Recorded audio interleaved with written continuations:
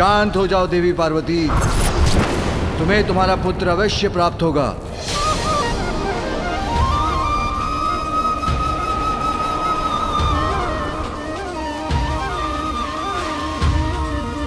इसलिए नहीं कि तुम संहार कर रही हो, किंतु इसलिए कि पुत्र प्राप्ति की तुम्हारी कामना अत्यंत प्रबल है। क्योंकि तुमसे पूछे बिना मैंने देवताओं को वरदान दिया था, क्योंकि पुत्र प्राप्ति के लिए तुमने इतना कठोर व्रत कर श्री हरि से सुंदर पुत्र पाने का वरदान प्राप्त किया था। इन सब कारणों से मैं तुम्हें तुम्हारा पुत्र अवश्य दूंगा। ऐसा पुत्र जो असाधारण होगा, दिव्य होगा, सबसे भिन्न और अहंकार रहित होगा। मेरे वचन व्यर्थ नहीं होंगे पार्वती, इसलिए अब शांत हो जाओ महेश्वरी।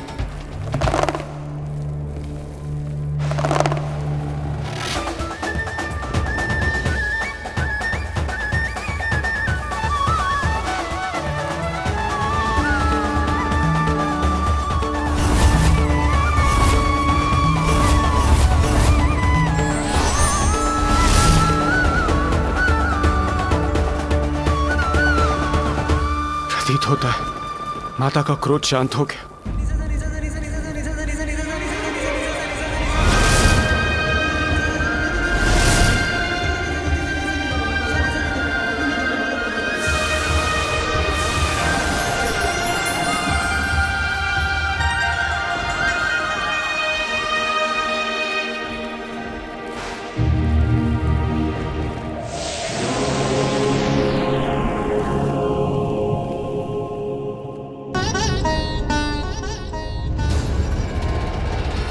उमा, देवी पार्वती अपने आप को संभालिए।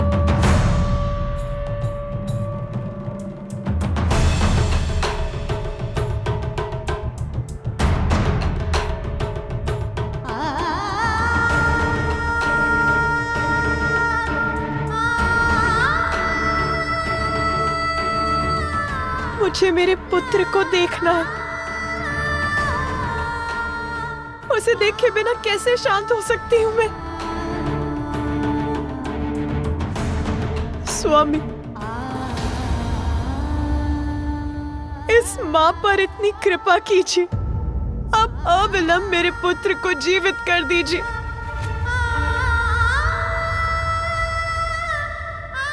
अभी तो मैंने उसका अन्नप्राशन भी नहीं किया।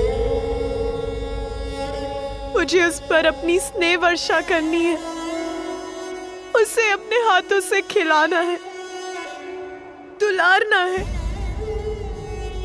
उस पर अपनी ममता उड़ेलनी है। मैं आपसे विनती करती हूँ प्रभु, आप अपना वचन पूर्ण कीजिए। जीवित कर दीजिए मेरे पुत्र को, जीवित कर दीजिए।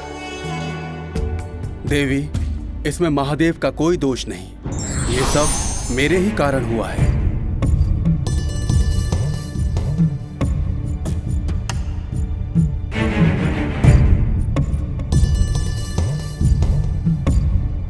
आपका दोषी तो मैं हूं। इस घटनाक्रम का संपूर्ण दोष मेरा ही है। कैसे महर्षि कश्यप? इस सब से आपका क्या संबंध है? संबंध है माता, इसका मेरे शाप से ही गूढ़ संबंध है। बहुत समय पूर्व महादेव के दो परम भक्त थे, माली और सुमाली, और महादेव ने उन्हें अभयदान दिया था। वत्स, मैं तुम दोनों की भक्ति और तप से अत्यंत प्रसन्न हूं और तुम्हें अभय दान देता हूं। दिगंबराय तस्मै नकाराय नमः शिवाय।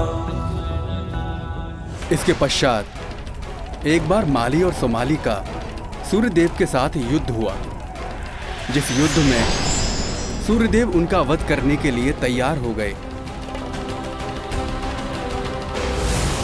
तब माली और सोमाली के अभयदाता महादेव को प्रकट होकर उनकी रक्षा करनी पड़ी।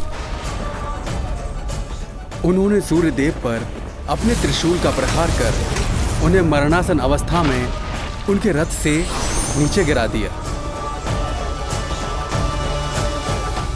तभी मैं सूर्य का पिता वहां पहुंच गया और मैंने अपने पुत्र सूर्य की देह को दीन अवस्था में पृथ्वी पर गिरा हुआ देखा और तब रोष और संताप से प्रभावित होकर मैंने महादेव को एक अत्यंत अनिष्टकारी श्राप दिया कि जिस प्रकार आज आपके कारण मेरे समक्ष मेरा पुत्र मरणासन अवस्था में गिरा पड़ा है, उसी प्रकार आप स्वयं अपने पुत्र को अपने त्रिशूल से आहत करेंगे महादेव। उस समय मेरे पुत्र की मृत्यु तो नहीं होने दी महादेव आपने, किंतु मैं तो श्राप दे चुका था।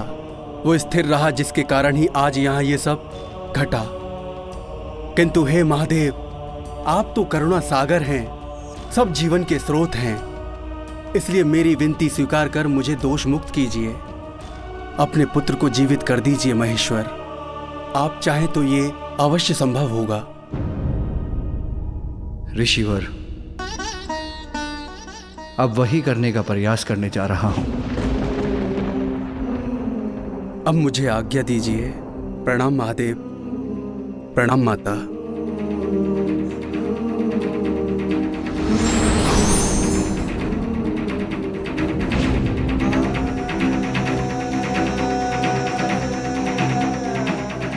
देवगण, मेरे पुत्र इस बालक के पार्थिव शरीर को मानसरोवर के पावन जल से धोकर वहां उस गुफा के भीतर रख दीजिए।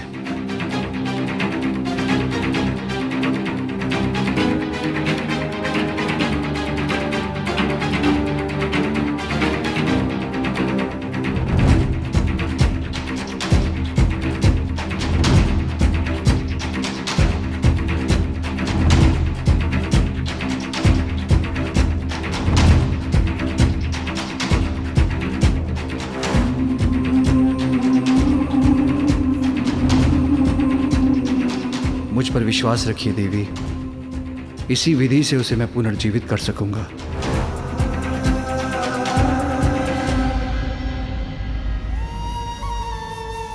क्या हुआ माँ? आपके मुख पर ये चिंता कैसी? मुझे बताइए माँ, अपनी चिंता का कारण। इस संसार में मैं आपकी सभी चिंताओं को हरने ही तो आया हूँ। माँ का आंचल ही मेरा संपूर्ण संसार है।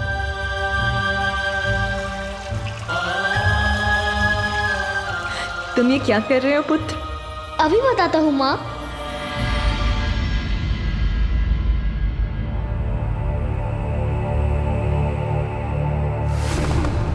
नहीं, अब और नहीं सह सकूंगी मैं। मेरे पुत्र को पुनर्जीवित कीजिए नाथ।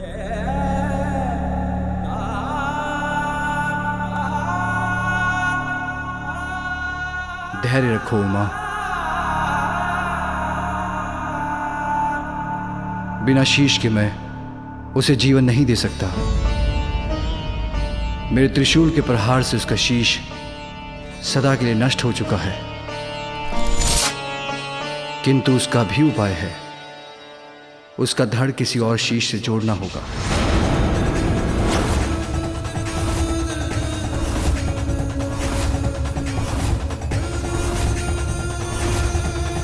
तब मैं अपने पुत्र को पुनर्जीवित कर सकूंगा।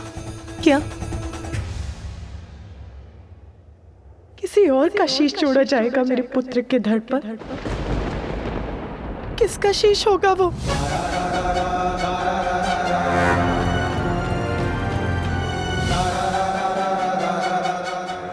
उत्तर दीजिए, किसका शीश दिया जाएगा मेरे पुत्र को?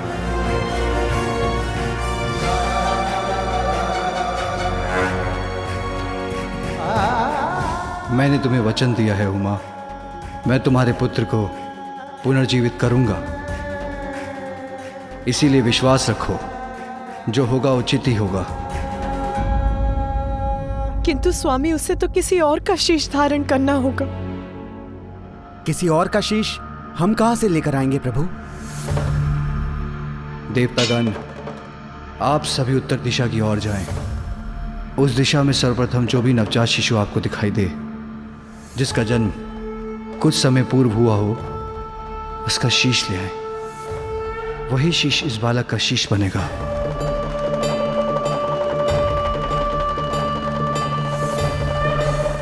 और ये कार्य करते समय दो बातों का अवश्य ध्यान रखिएगा। उसी नवजात शिशु का शीश लेकर आएं जो दक्षिण दिशा की ओर मुख कर लेटा हो, और ये कार्य दोपहर की अवधि में पूर्ण हो जाना चाहिए।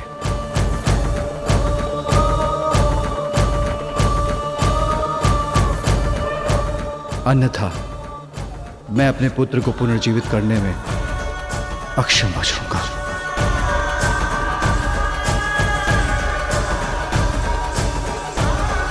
यदि दोपहर के भीतर कोई शीश नहीं मिला तो माता पार्वती का क्रोध पुनः जागृत हो जाएगा। मुझे तो यही चिंता सता रही है, किंतु इसे इनके समक्ष कैसे व्यक्त करूं?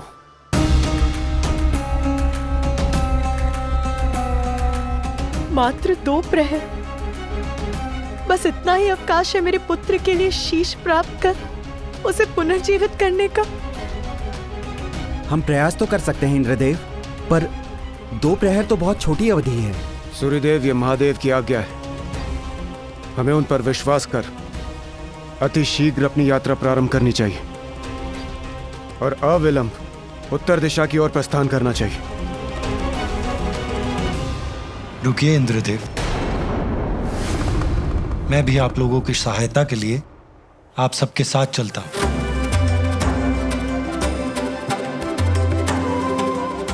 आप निश्चिंत रहिए देवी पार्वती। जिस प्रकार मैंने महादेव को गजासुर के उदर से मुक्त कराने का वचन निभाया था,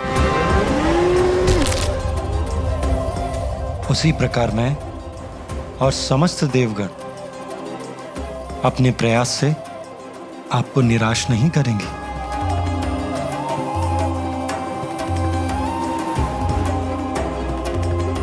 आपके इन वचनों से मुझे आश्वस्त करने के लिए अनेकों धन्यवाद भ्राताश्री।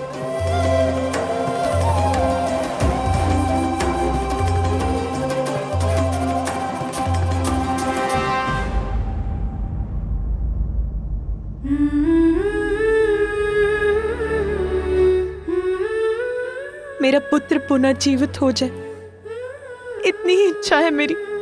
मुझ पर विश्वास रखो उमा।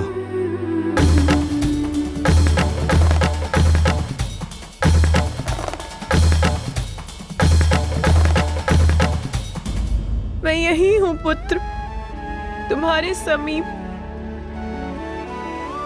तुम्हारी प्रतीक्षा कर रही हूं, उसी प्रकार जैसे तुम द्वार के बाहर मेरी प्रतीक्षा कर रहे थे।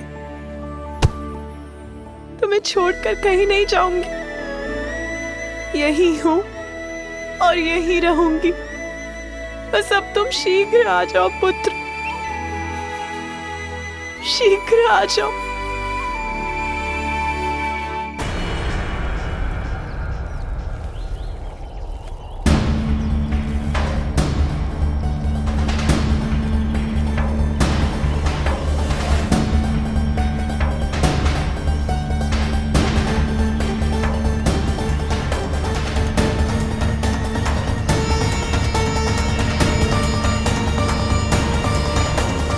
समय अत्यंत तीव्र गति से बीता जा रहा है और हमें अभी तक कोई नवजात शिशु नहीं दिखा।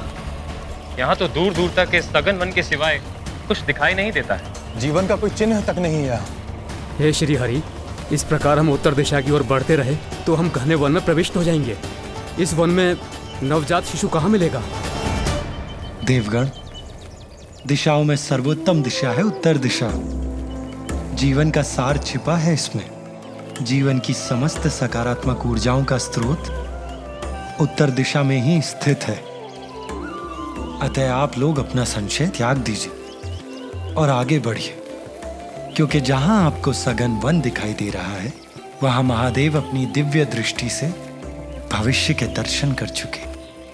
देवी पार्वती और महादेव के जीवन में नवीन अध्याय के आरंभ का स्रोत अवश्य ही हमें इस उत्तर दिशा से प्राप्त होगा। किंतु श्री हरि, हम अपने स्वार्थ के लिए किसी नवजात शिशु के प्राण हर लेंगे, ये कहाँ उचित है? अग्निदेव, महादेव सर्वज्ञ है। उनकी दृष्टि से कुछ नहीं छिपता, सब कुछ ज्ञात है उन्हें। यदि उन्होंने कुछ कहा है तो उसके पीछे अवश्य ही कोई गूढ़ अर्थ छिपा है। इसलिए आप उनकी बात पर विश्वास कीजिए और उनके आदेशानुसार आगे बढ़िए। और वैसे भी जब मैं आपकी सहायता के लिए आपके साथ हूं तो आपको किस बात की चिंता।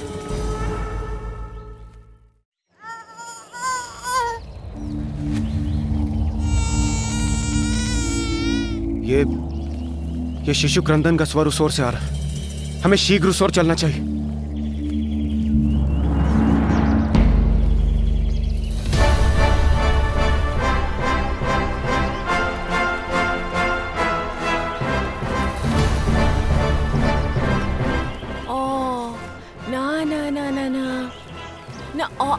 अरे अरे अरे अरे आले आले मेरा बच्चा, आले आले आले आले आले आले आले, शांत हो जा मेरा लाल, रोते नहीं। तुम्हारी माँ है ना तुम्हारे पास, फिर क्यों रोते हो भला? आ आ आ आ चुप हो जा, चुप हो जा। अवश्य ही यही वो शिशु है जिसके बारे में महादेव ने हमसे कहा था। हाँ अवश्य, यही है हमारी समस्या का समाधान। नहीं वरुण देव, आप भूल कर रहे हैं। भूल? कैसी भूल विष्णुदेव? ये एक शिशु है और नवजात भी, अर्थात हमें इसी का शीश ले जाना है ना? इंद्रदेव, ये शिशु नवजात अवश्य है, परंतु महादेव ने हमें स्पष्ट कहा था उसी नवजात शिशु का शीश लेकर आए जो दक्षिण दिशा की ओर मुख कर लेटा हो, और इस बालक का मुख पश्चिम दिशा की ओर।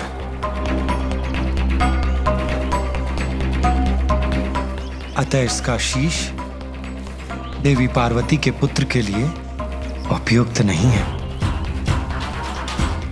महादेव ने हमें अवश्य भेजा है, किंतु अपने हृदय में उत्पन्न संशय को मिटा नहीं पा रहा हूं मैं।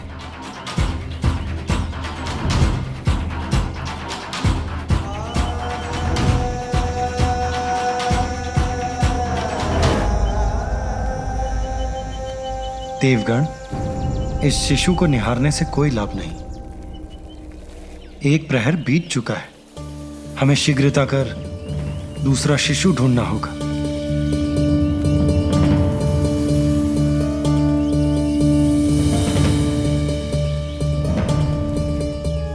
आइए देवगण।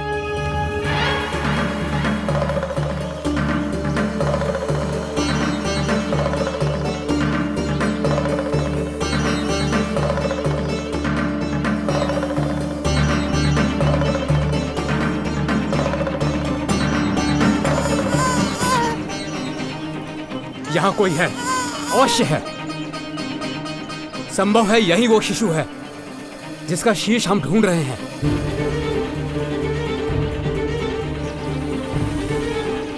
अग्निदेव को कुछ आभास हुआ है, हमें उनकी बात सुननी चाहिए। इस ओर आइए प्रभु।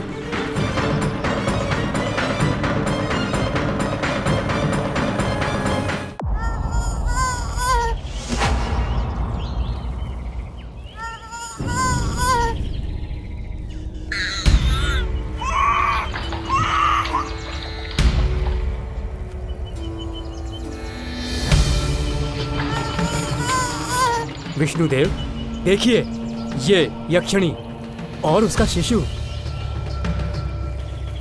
और कितना सुंदर है, माता पार्वती भी इसे देखकर अत्यंत प्रसन्न होंगी। आप सभी उत्तर दिशा की ओर जाएं। उस दिशा में सर्वप्रथम जो भी नवजात शिशु आपको दिखाई दे, जिसका जन्म कुछ समय पूर्व हुआ हो, उसका शीश ले आए।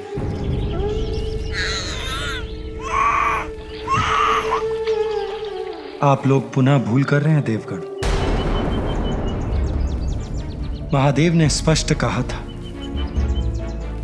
कि हमें किसी नवजात शिशु का शीश ढूंढना है, किंतु यह यक्ष शिशु नवजात नहीं है। इसकी आयु 1 वर्ष के समीप है।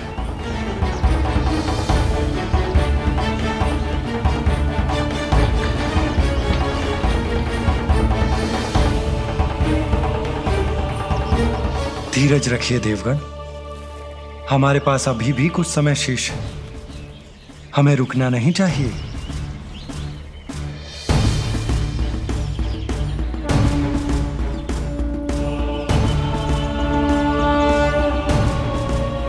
आइए देवगण, आगे बढ़ते हैं।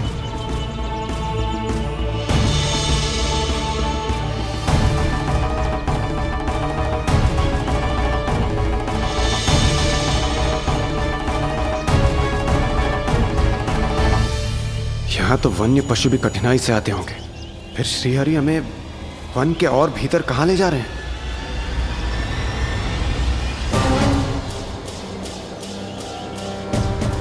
प्रभु श्रीहरि के साथ होते हुए भी मन में शंका उत्पन्न हो रही है। क्या हम किसी शिशु का शीश ढूंढ भी सकेंगे? यहाँ कहाँ मिलेगा कोई शिशु हमें?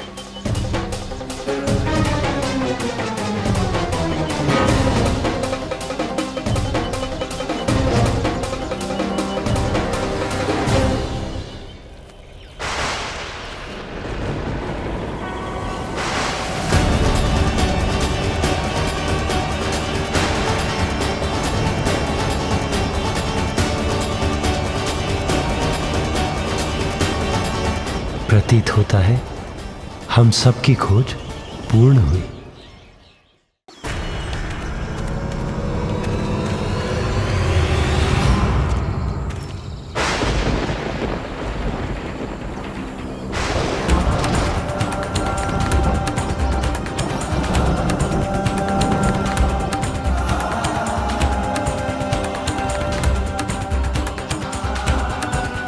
विष्णुदेव, ये गज? मात्र गज नहीं देवराजेंद्र, एक नवजात गज। प्रभु, ये क्या कह रहे हैं आप? इस गज शिशु का शीश ही माता पार्वती के पुत्र का शीश होगा? ये कैसे संभव है प्रभु? स्मरण कीजिए देवगण, महादेव ने ये तो नहीं कहा था कि हमें मानव शिशु का शीश ले जाना ही अनिवार्य है। महादेव के कथन के अनुसार सर्वप्रथम जो भी नवजात शिशु दक्षिण दिशा की ओर मुख करके लेटा अथवा बैठा हो, उस शिशु का शीश लेकर जाना है हमें। और ये गज शिशु नवजात भी है और इसका मुख दक्षिण दिशा की ओर भी।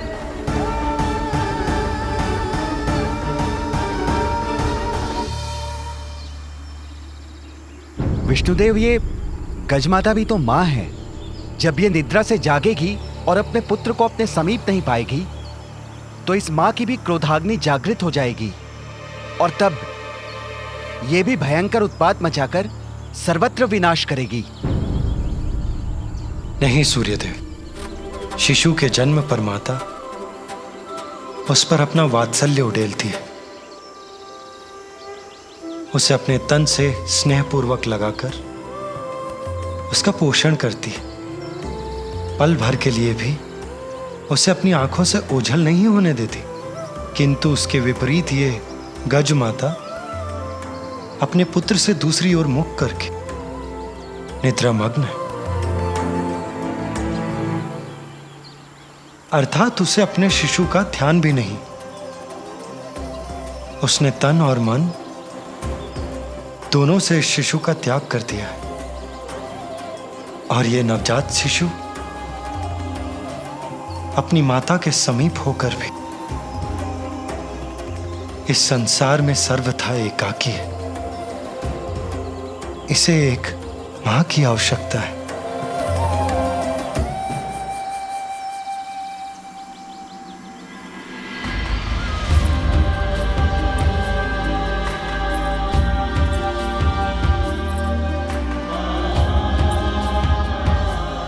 और वहां एक अन्य मां अपने पुत्र के लिए व्याकुल है।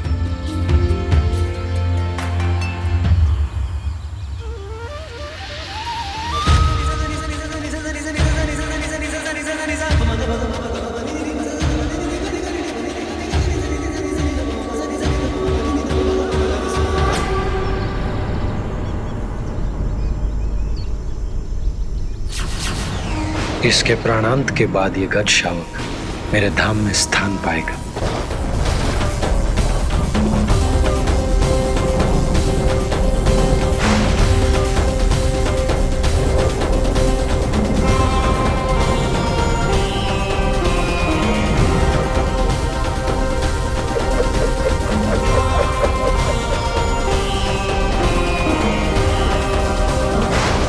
ये पाश किसका है और कौन है जो इस शिशु को बांधने यहां तक पहुंच गया?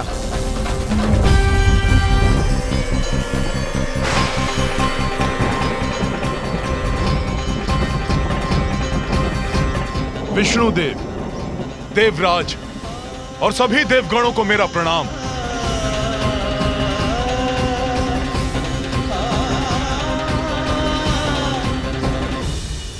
प्रणाम यमराज। किंतु आप और यहां, आपके यहां आने का क्या प्रयोजन है? देवराज, मैं यहां अपना कर्तव्य निभाने, इस गज शिशु को मृत्यु प्रदान करने आया हूं। किंतु यमराज, महादेव ने तो हमें आदेश दिया है कि दक्षिण की ओर जिस नवजात शिशु का मुख हो उसका शीश हम उनके पास पहुंचा दें, जिसके अनुसार ये गज शिशु उनके लिए सर्वथा उपयुक्त होगा। यही तो महादेव की लीला है। इस गज शिशु को मात्र 1 दिवस की अल्पायु प्राप्त है। यमराज इसे मृत्यु देकर और हम इसका शीश लेने एक साथ यहां पहुंचे। अर्थात महादेव की यह इच्छा नहीं है कि हम किसी शिशु की आयु छीनकर उनके पुत्र को शीश प्रदान करें। जब इस गज शिशु की मृत्यु होने ही वाली है तो हमारे द्वारा इसका शीश ले जाने में कुछ भी अनुचित कहां है। इसे ही कहते हैं परमात्मा का न्याय।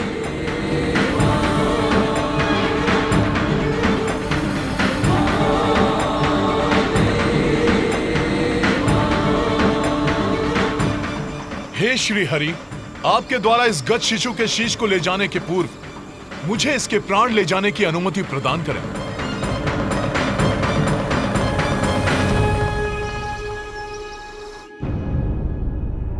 कितना समय बीत गया और मेरा पुत्र अभी भी निष्प्राण है। स्वामी,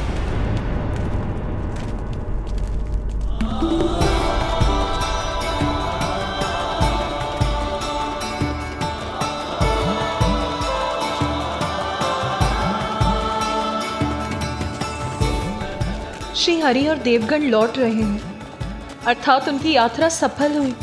अब पुनः पा सकूंगी मैं अपने पुत्र को।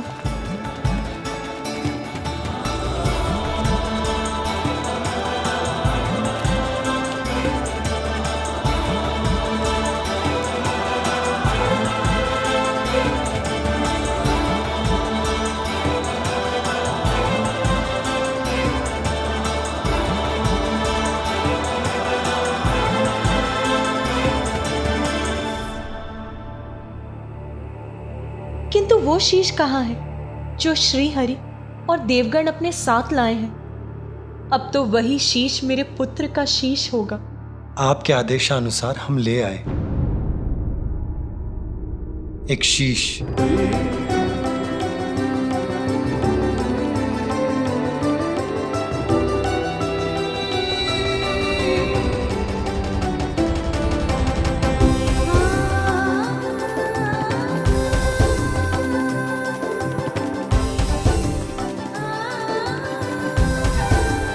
सूर्यदेव इस शीश को लेकर उस गुफा के भीतर जाएं, जहां हमारे पुत्र का पार्थिव शरीर स्थित है।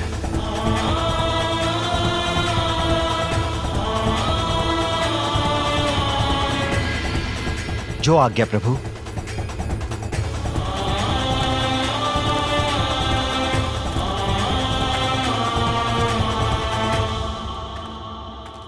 प्रभु, मुझे अभी भी एक शंका है। हम नवजात शिशु का शीश तो ले ही आए, किंतु उसे आपके और माता पार्वती के पुत्र के धड़ से कौन जोड़ेगा प्रभु? इंद्रदेव, देवराज होने के नाते इस प्रश्न का उत्तर तो आपको भी ज्ञात होना चाहिए। ये कार्य अश्विनी कुमार करेंगे देवराज। आपको तो ज्ञात ही है, वो अत्यंत निपुण शल्य चिकित्सक हैं। क्यों, उचित कह रहा हूं ना मैं? जी प्रभु। देवराज इंद्र को तो अवश्य ज्ञात होगा जब अश्विनी कुमारों ने ऋषि दधंग का शीश उनके धड़ से विलग करके उसे पुनः उनकी देह से जोड़ दिया था। ऋषि दधंग को ब्रह्म विद्या का गूढ़ ज्ञान प्राप्त था। ये वो वैदिक विद्या है जिससे देवता देवत्व के चरम तक पहुंच सकते हैं। देवराज इंद्र ने उनसे यही विद्या सीखने का प्रयास किया। मैं देवराज इंद्र हूँ और मैं यहाँ आपसे ब्रह्म विद्या सीखने आया हूँ, इसलिए ये विद्या मुझे सिखाने की कृपा करें।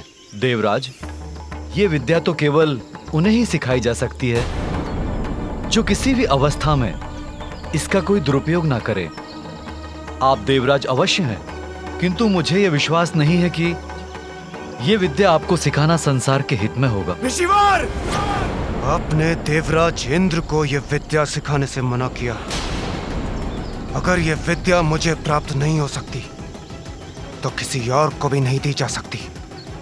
ज्ञात रहे, यदि आपने अपने इस मुख से अपनी यह विद्या किसी और को सिखाई तो उसका भीषण परिणाम झेलने के लिए तैयार हो जाइए। मैं आपके शीश को आपके देह से विलग कर दूंगा। किंतु ऋषि दधंग ने इस विद्या को देवराज को देने से मना कर दिया। किंतु उसके कुछ समय पश्चात ही अश्विनी कुमार ऋषि दधंग से ब्रह्म विद्या सीखने के लिए पहुंचे। ऋषिवर, प्रणाम ऋषिवर। ऋषिवर, हम अश्विनी कुमार आपसे ब्रह्म विद्या सीखने के लिए आए हैं। इस विद्या का ज्ञान हमें हमारे कार्य में और कुशल बना देगा। यदि आपने अपने इस मुख से अपनी यह विद्या किसी और को सिखाई तो उसका भीषण परिणाम झेलने के लिए तैयार हो जाइए। मैं आपके शीश को आपके देह से विलग कर दूंगा। देवराज की चेतावनी को मुझे इन्हें संकेत द्वारा ही बताना होगा। आप किसी भी प्रकार की चिंता ना करें। हम शल्य चिकित्सा में इतने निपुण हैं कि शरीर से विलग कोई भी अंग को जोड़ने का सामर्थ्य रखते हैं। इस प्रकार ऋषिवर अपने मुख से अश्विनी कुमारों को ब्रह्म विद्या का ज्ञान नहीं देंगे, और यदि देवराज इंद्र कुपित होकर उनका शीश विलग करते भी हैं तो वो मात्र। किंतु देवराज इंद्र को इसकी सूचना प्राप्त हो गई और वो इससे अत्यंत कुपित हो उठे कि उनकी चेतावनी के बाद भी ऋषि दधंग ने अश्विनी कुमारों को ब्रह्म विद्या सिखाने का साहस किया।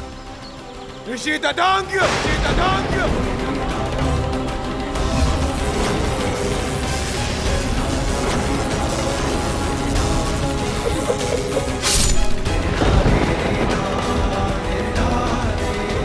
इसके उपरांत दोनों अश्विनी कुमारों ने ऋषि दधंग के शीश को उनके शरीर पर पुनः स्थापित कर संजीवनी विद्या से उन्हें पुनर्जीवित कर दिया।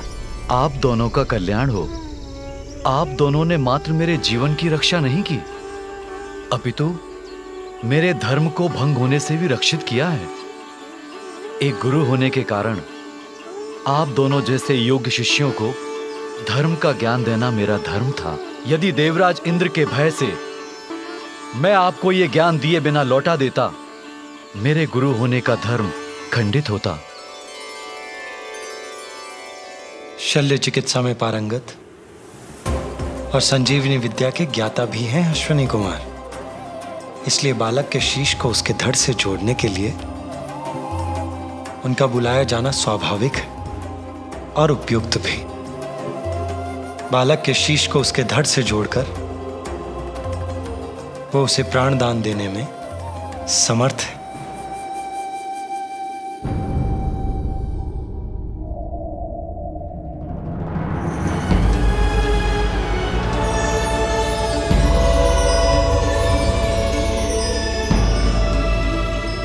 प्रणाम त्रिदेव।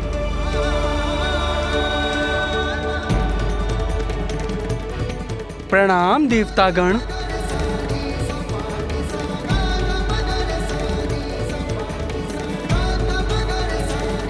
अश्विनी कुमार, मेरे कहने पर विष्णुदेव, इंद्रदेव एवं अन्य देव एक नवजात शिशु का शीश लेकर आए हैं।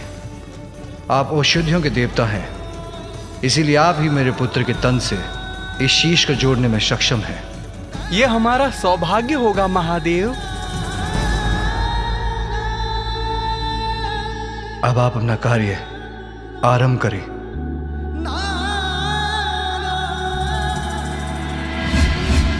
देवगण,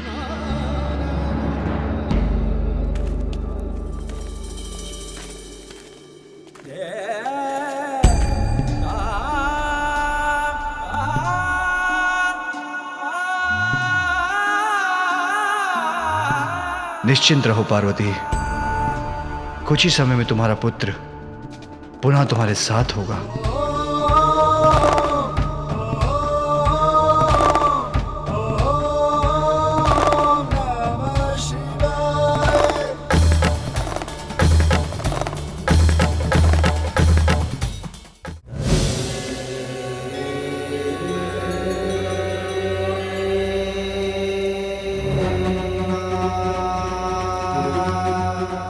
महादेव, हम शीश को तो बालक के शरीर से जोड़ देंगे, किंतु इनकी मृत्यु आपके त्रिशूल के प्रहार से हुई थी, इसलिए हम इन्हें जीवन प्रदान नहीं कर सकेंगे। इन्हें प्राण देकर पुनर्जीवित तो आप ही कर सकते हैं प्रभु।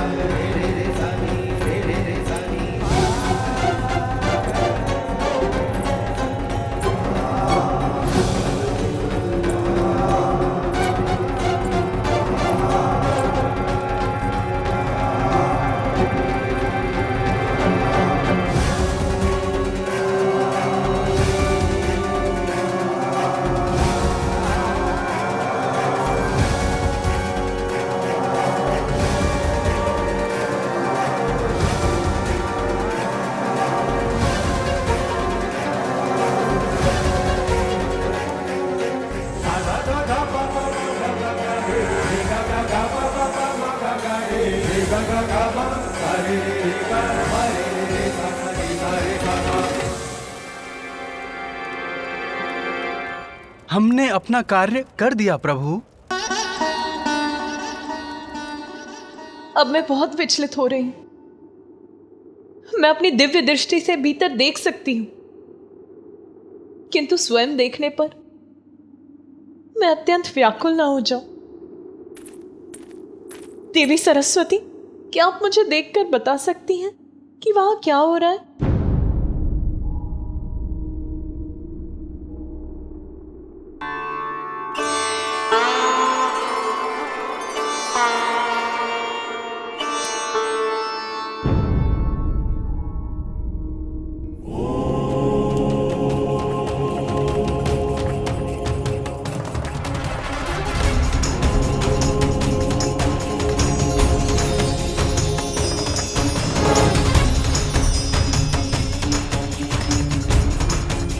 देवी पार्वती, महादेव आपके पुत्र को प्राण दे रहे हैं।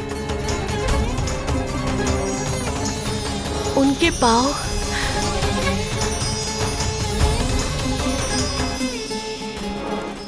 और अब अब उनका उदर जीवन से स्पंदित हो रहा है।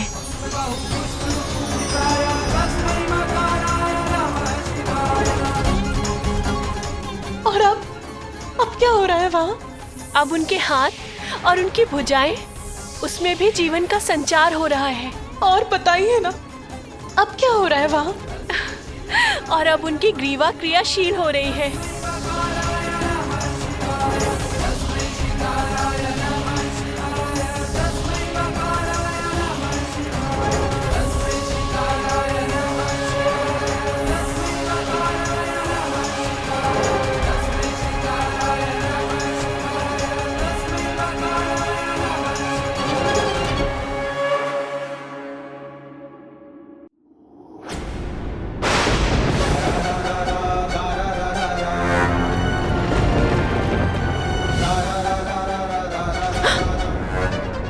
क्या हुआ? आपने अपनी दिव्य दृष्टि क्यों हटा ली? आप मुझे कुछ बता क्यों नहीं रही हैं? वो देवी पार्वती, जैसा मैंने कहा, महादेव आपके पुत्र को प्राण दे रहे हैं। नहीं, कुछ तो है जो देवी सरस्वती मुझे नहीं बता रही। मैं स्वयं जाकर देखती हूँ।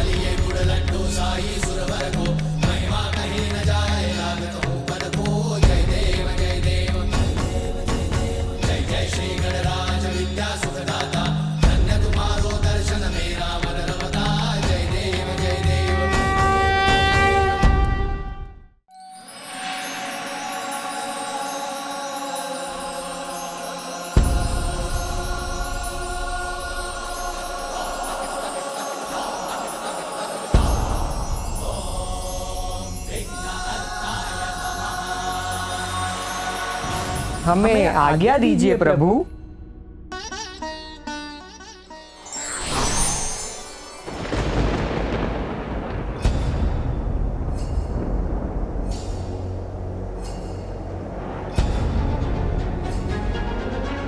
ज्ञात नहीं पार्वती की क्या प्रतिक्रिया होगी जब वो अपने पुत्र को इस नवीन शीश के साथ देखेगी।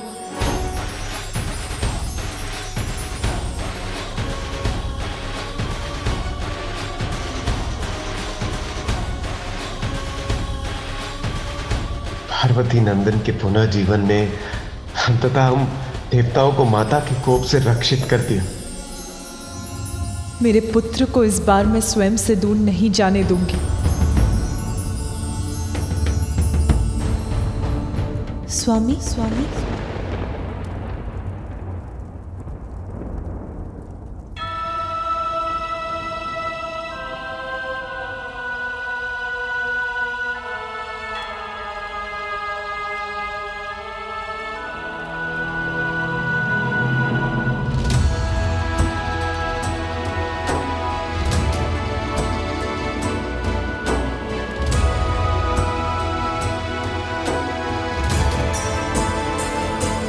आशा करता हूं कि देवी पार्वती की पीड़ा समाप्त हो जाएगी।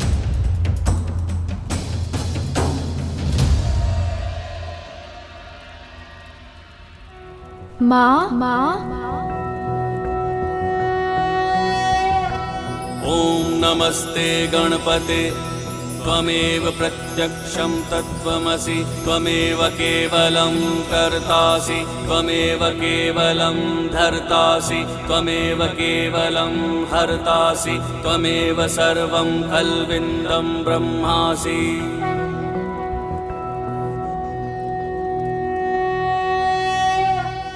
पुत्र, पुत्र,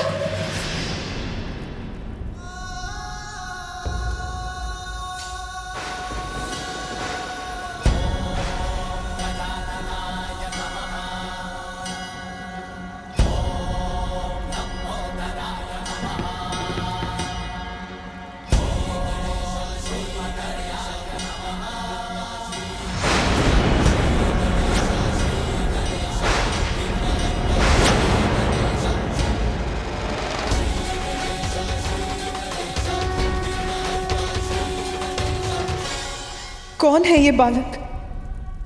माँ, माँ,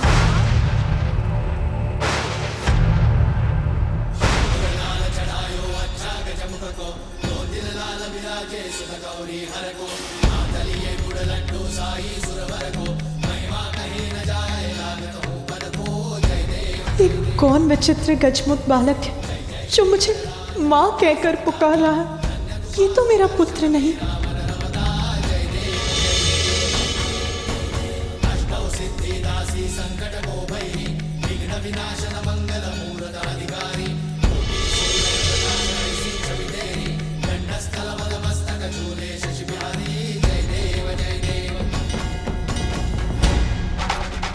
मेरे पुत्र का सुंदर मुखड़ा तो मेरे हृदय में बसा है, जिसे मैंने ही अपनी कल्पना से बनाया था। फिर ये बालक कौन है?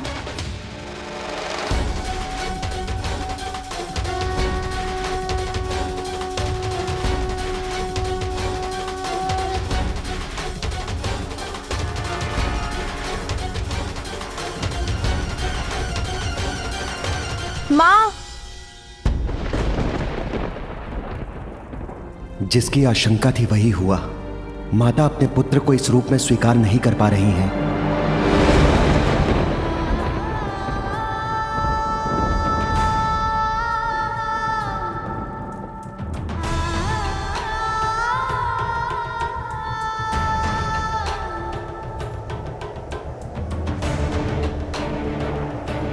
देवी पार्वती इस प्रकार लौट क्यों गई? क्या हो गया है उन्हें?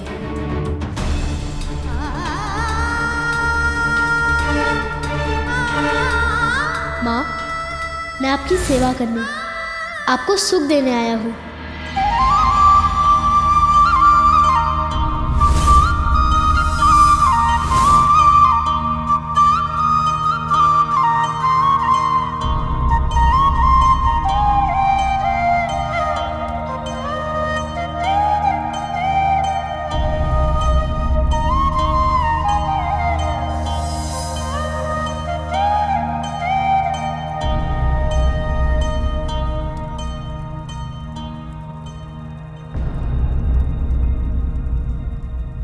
स्वामी,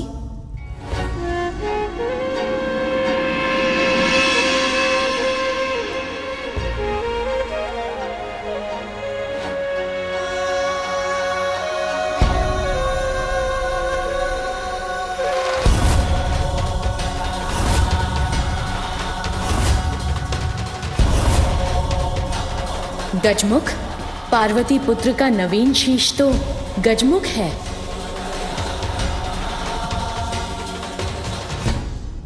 नहीं नहीं, ये अवश्य स्वामी की कोई लीला है।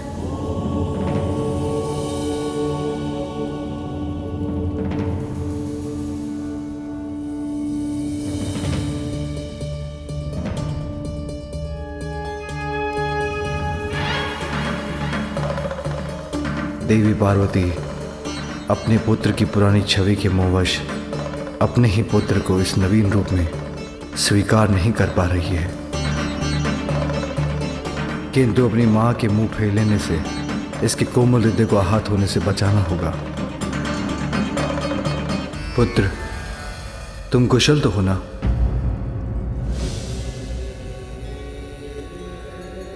आप? अब तुम्हारी उद्दंडता की अति हो चुकी है। मैंने तो तभी कह दिया था कि मैं किसी भी अवस्था में आपको इस रेखा के आगे नहीं जाने दूंगा। आपको तो मैंने भीतर जाने से रोकने के लिए आपसे युद्ध किया था ना? माँ का आदेश था कोई भीतर नहीं जाना चाहिए और मैंने उन्हें वचन दिया था। मैं स्नान करने जा रही हूँ, स्मरण रहे किसी को भी भीतर मत आने देना। मैं वचन देता हूँ माँ, किसी को भी भीतर आने नहीं दूंगा।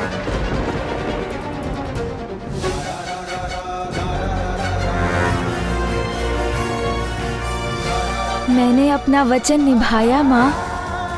मैंने इन सभी को बहुत समझाया, किंतु ये तो अपने हठ पर अड़े थे। मैंने जो रेखा खींची थी उसे पार कर भीतर जाने के इन्होंने अनेकों प्रयास किए, किंतु मैंने किसी को भी भीतर जाने नहीं दिया।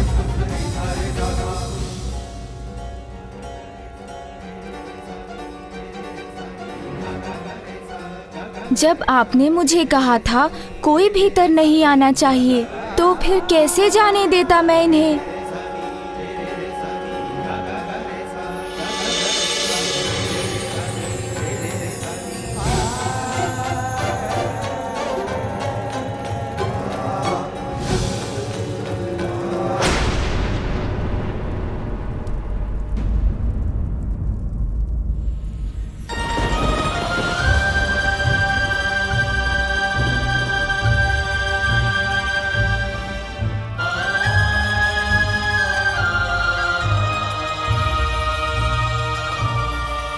कैसे मान लूं कि यही बालक मेरा वो पुत्र जिसे मैं स्नान के पूर्व बाहर छोड़कर गई थी।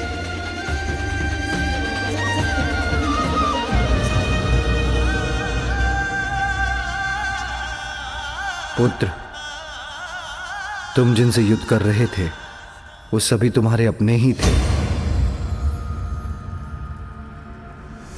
किंतु अहंकारवश तुम किसी को पहचान ही नहीं सके।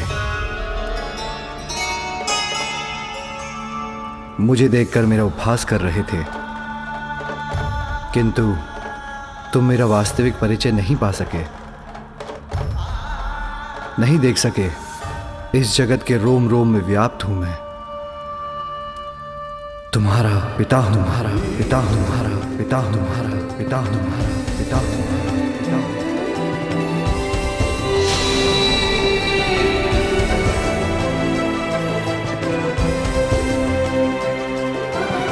मेरे पिता?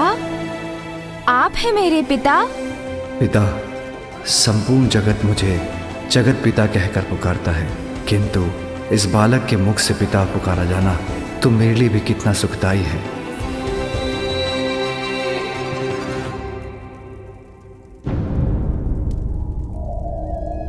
प्रणाम पिताश्री। आयुष्मान भव।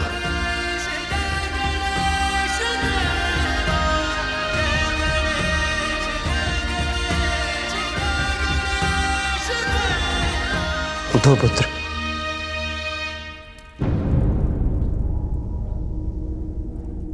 आप ही मेरे पिता हैं कि आपने मुझे तब क्यों नहीं बताया पिताश्री? पुत्र, तुमने मुझे कुछ कहने का अवसर दिया ही कहा। अपनी माँ के प्रति तुम्हारी भक्ति देखकर मैं बहुत प्रसन्न हूँ, किंतु मैं तुम्हारी माँ का बस बस बस। तब तो तुमने मुझे अनसुना कर मेरा अपमान किया। मेरा ही नहीं, संसार के रचयिता ब्रह्मदेव और जगत के पालनहार विष्णुदेव का भी अपमान किया। हमसे व्यर्थ संघर्ष मत करो। मुझे जो करना है वो मैं करके ही रहूंगा। चले जाइए यहाँ से। संसार के सभी क्रियाकलापों के संरक्षक, धर्म कर्म में सहायक सभी देवताओं का अपमान कर उन पर भी आक्रमण किया तुमने। इंद्रदेव, वायुदेव, अग्निदेव, कुबेर, वरुण देव, सूर्यदेव, यमराज, नागराज, वासुकी, इन सभी पर अपनी माता से प्राप्त शक्ति का दुरुपयोग किया तुमने।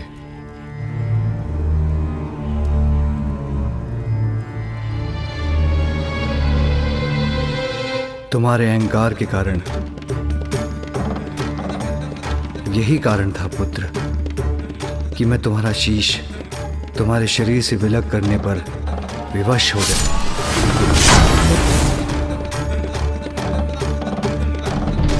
और अब तुम्हें एक नवीन शीश प्राप्त हुआ है। नवीन शीश अर्थात मेरे अहंकार के कारण मैंने सभी को कठिनाई में डाल दिया और पिताश्री को मुझे एक नवीन शीश देना पड़ा।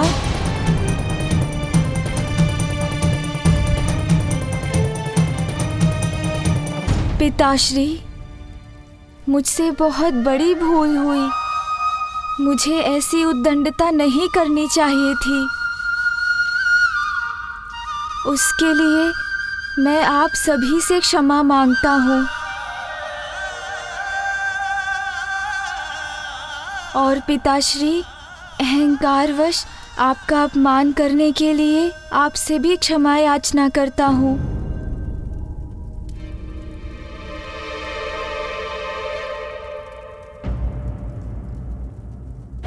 तो क्या इसलिए माँ मुझसे इतनी कुपित है? माँ की दी हुई शक्ति से पिताश्री के मान को ठेस पहुंचाने की उद्दंडता जो कर बैठा। किंतु माँ देखिए ना, अब तो मैं उद्दंड भी नहीं रहा। अपना अहंकार भी त्याग दिया मैंने और जो भूल मैंने की उसके लिए सभी से क्षमा याचना भी कर ली। अब आप भी मुझे क्षमा।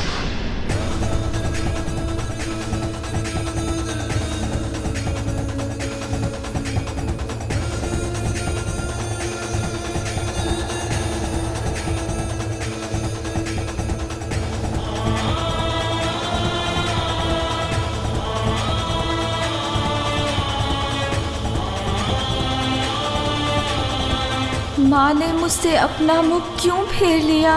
वो मुड़कर लौट क्यों रही है? प्रतीत होता है मुझे अभी भी क्षमा नहीं किया माँ ने। वो तो मुझसे अब भी क्रोधित हैं। इस बालक को तो माता पार्वती ने अस्वीकार कर दिया, किंतु इसमें उनका भी क्या दोष? प्रश्न तो ये उठता है, क्या इस गजमुखी बालक का किसी भी माता द्वारा स्वीकार किया जाना संभव है? असंभव। अभी उनके पास जाकर उन्हें मनाऊंगा तो माँ अवश्य मान जाएंगी। बहुत स्नेह करती है मुझसे, तो अधिक समय तक क्रोधित नहीं रह सकेंगी वो। तुम अपनी माँ के पास जाना चाहते हो ना पुत्र? जी पिताश्री। अवश्य जाना, किंतु उसके पूर्व एक बार अपने नवीन शीश के दर्शन तो कर लो। पिताश्री उचित कहते हैं, मुझे अपने नवीन शीश को तो देख ही लेना चाहिए। आओ पुत्र।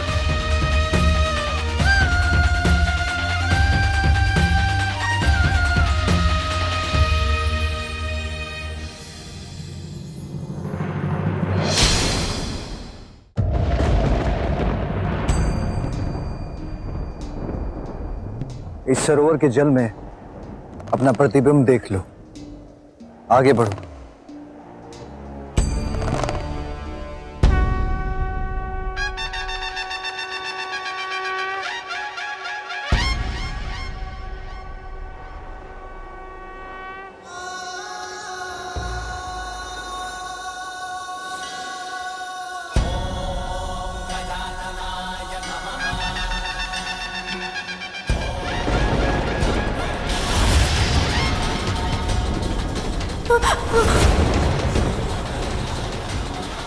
ये क्या हो गया?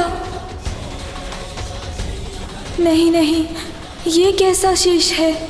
ये मेरा शीश नहीं हो सकता। आपका पुत्र तो मेरी कल्पना से भी अधिक सुंदर है। कितनी मनमोहक मुस्कान है, जैसे चारों दिशाओं को प्रकाशित कर रही हो। मेरे पास आओ, मैं तुम्हें संसार का सबसे सुंदर बालक बना दूंगी। मेरे पास आओ, मैं तुम्हें सृष्टि का समस्त ज्ञान दूंगी। ऐसा शीश कैसे हो सकता है मेरा?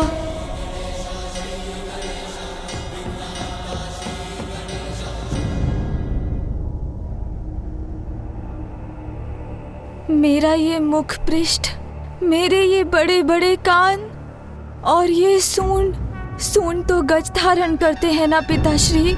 मेरा ये सुंदर शीश गज के शीश में कैसे परिवर्तित हो गया पिताश्री? पुत्र, मेरा त्रिशूल अहंकार का नाश करने में कोई भेद नहीं करता। तुम्हारे मस्तिष्क पर अहंकार हावी हो गया था। वस्त्र के स्थान पर पशु चर्म से अपना तन ढकते हैं। रहने के लिए कोई घर नहीं, नाम पूछो तो कहते हैं सभी नाम मेरे हैं। अब ऐसी बात करने वाले को बहरूपिया नहीं तो और क्या कहूँ, और क्या कहूँ, और क्या कहूँ, और क्या कहूँ। जिसे नष्ट करने के लिए मेरे त्रिशूल ने तुम्हारे शीश को तुम्हारे तन से विलग कर दिया, और जिसे मेरा त्रिशूल भस्म कर दे उसे पुनः नहीं जोड़ा जा सकता।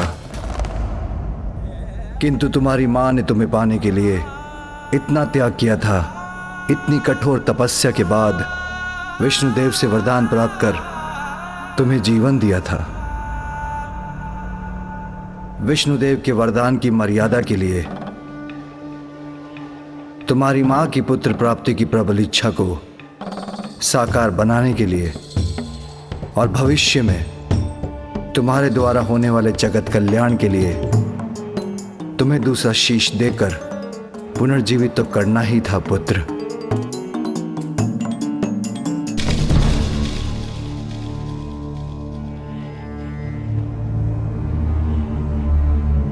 किंतु उसके लिए हमें गज शिशु का ही शीश प्राप्त हुआ। अपनी माँ के लिए तो मैं संसार का सबसे सुंदर बालक हूँ। ओह, समझ आया। मेरे इस नवीन रूप के कारण ही मुझसे दूर हो रही है माता। पिताश्री, माँ को तो मेरा वो पिछला रूप ही प्रिय है। अब मैं उनका सुंदर पुत्र नहीं रहा, इसीलिए वो मुझसे बात किए बिना, मेरा अभिवादन भी स्वीकार किए बिना, मुझे देखे बिना, कुछ कहे बिना ही लौट गई। नहीं पुत्र,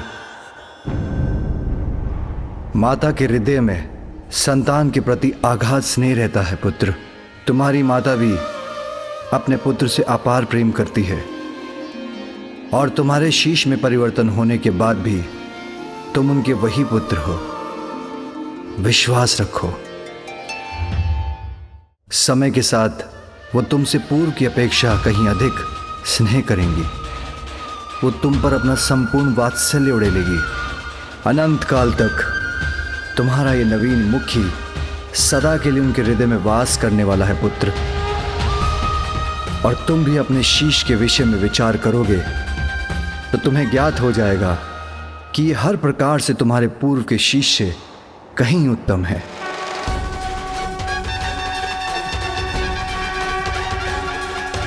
उचित है पिताश्री, मैं अवश्य विचार करूंगा। मुझे आशीष दीजिए।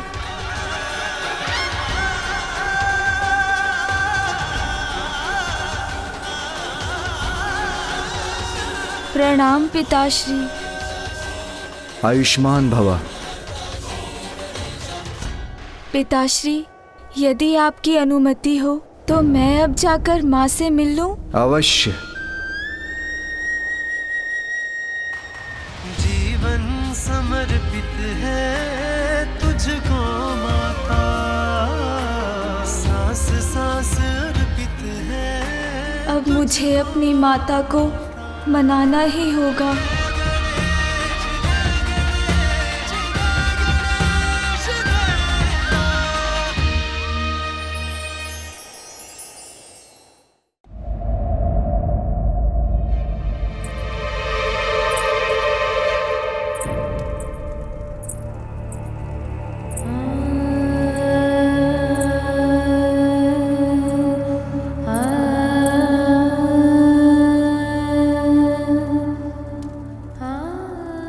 क्या हो रहा है मुझे? ये बालक मेरा ही तो पुत्र है, तो इसे स्वीकार क्यों नहीं कर पा रही हूं मैं?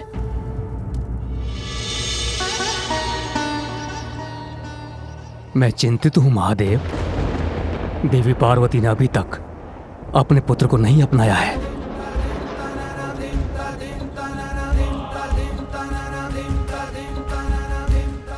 अतीत की छाया जब तक किसी के मन मस्तिष्क पर छाई रहती है उसे कष्ट ही देती है, जिसका एकमात्र समाधान व्यक्ति का शीघ्र अतिशीघ्र उस अतीत से उबरकर वर्तमान को स्वीकार करना।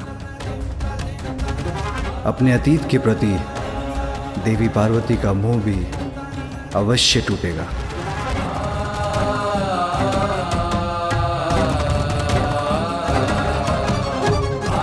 जब उनका वर्तमान इसके लिए उन्हें विवश कर देगा। माँ, आप कहाँ जा रही हैं माँ? रुकिए ना माँ, मैं यहाँ हूँ। इधर देखिए माँ, आपने ही अपनी कल्पना से मुझे बनाया है माँ। कल्पना में माता के छवि है एक प्यारी, रचने लगी उंगलियां छवि चित्र मनोहारी। इसलिए मैं आपका ही पुत्र हूँ और आप मेरी माँ हैं। किंतु महादेव, देवी पार्वती कैसे स्वीकार करेंगे अपने पुत्र को? ब्रह्मदेव, एक बालक तो अपनी माता के हृदय का ही अंश होता है। अपने हृदय को भला कोई कैसे नकार सकता है?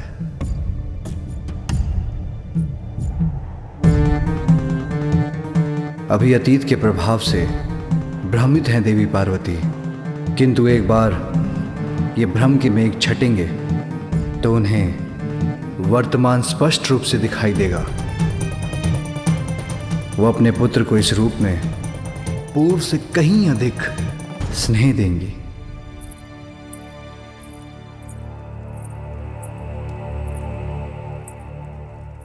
माँ, मैं इधर हूँ।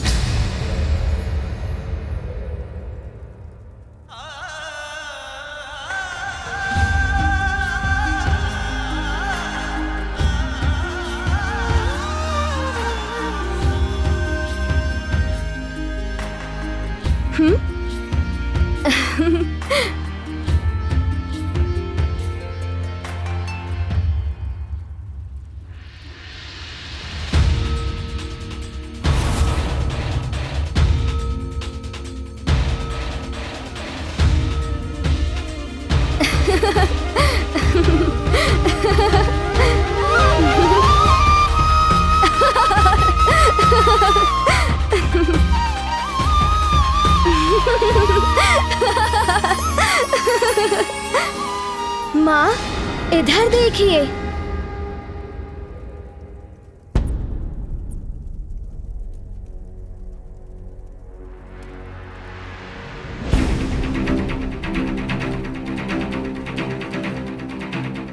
माँ, मैं तुम्हें नहीं पहचानती। तुम मेरे पुत्र नहीं।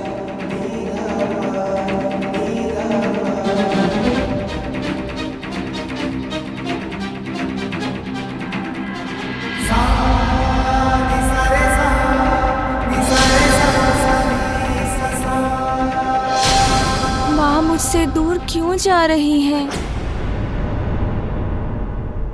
हमारा कार्य तो पूर्ण हो गया, फिर हम यहाँ रुके क्यों हैं? मेरे विचार से अब हम देवताओं को प्रस्थान करना चाहिए। नहीं इंद्रदेव, अभी वो समय नहीं आया है। यदि मैं आपके स्थान पर होता तो यहां से जाने का विचार तब तक नहीं करता जब तक कि देवी पार्वती अपने पुत्र को गजमुख के साथ स्वीकार नहीं कर लेती। क्योंकि यदि उनकी क्रोधाग्नि पुनर्जागृत हो गई और उन्होंने अपना रौद्र रूप धारण कर लिया तो आप सभी पुनः संकट में आ जाएंगे। मेरे स्वामी उचित कह रहे हैं। हम सबको देवी पार्वती की सहायता के लिए यहाँ उपस्थित रहना चाहिए। जैसे आपकी आज्ञा प्रभु। नहीं नहीं, मेरा पुत्र तो। माँ,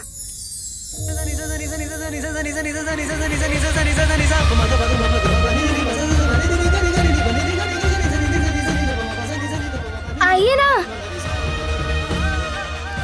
आइए ना माँ, शीघ्र आइए ना माँ, मैं ही हूँ आपका पुत्र। माँ, कहाँ जा रही है माँ? रुकिए ना माँ, मैं यहाँ हूँ, इधर देखिए माँ।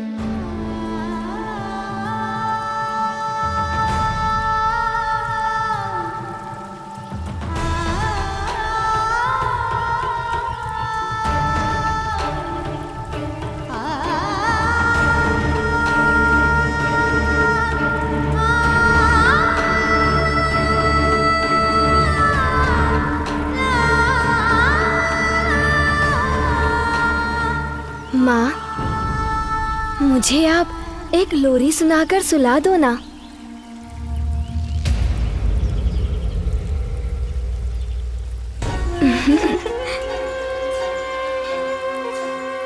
माँ, मुझे स्मरण है, आपने मुझे लोरी सुनाकर सुलाया था।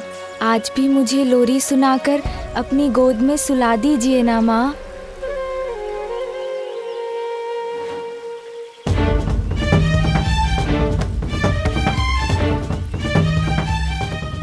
नहीं नहीं, मेरा पुत्र तो। माँ,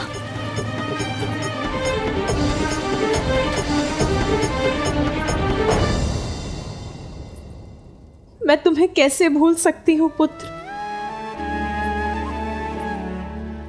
कैसे भूल सकती हूँ तुम्हें, जब तक तुम्हारी स्मृतियां मेरे सामने रहेंगी। मैं तुम्हारे इस गजमुख को कैसे अपनाऊंगी?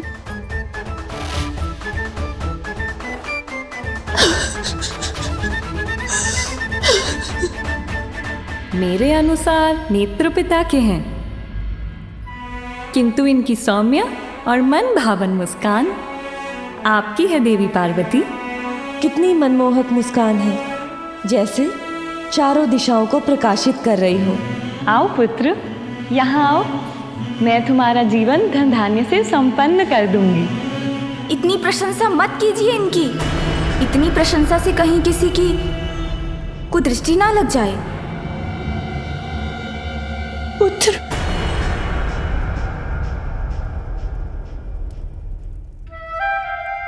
कुदृष्टि तो तुम पर पड़ ही गई पुत्र।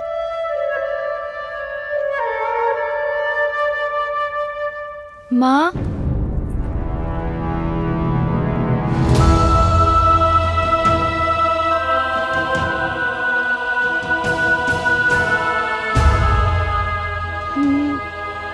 नहीं, ये अनर्थ होना ही नहीं चाहिए था।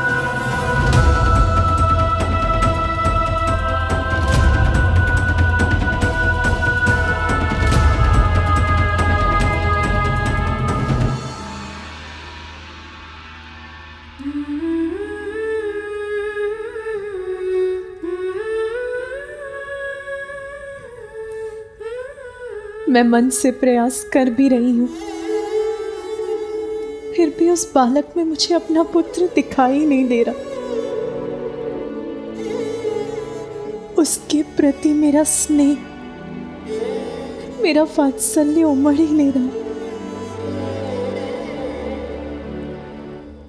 मेरे पुत्र के साथ मेरी स्मृतियां रह रहकर उमड़ आती हैं, उसका स्मरण कराकर मेरे हृदय को दुखी करती है। जहां देखती हूं उसी का मुख दिखाई देता है।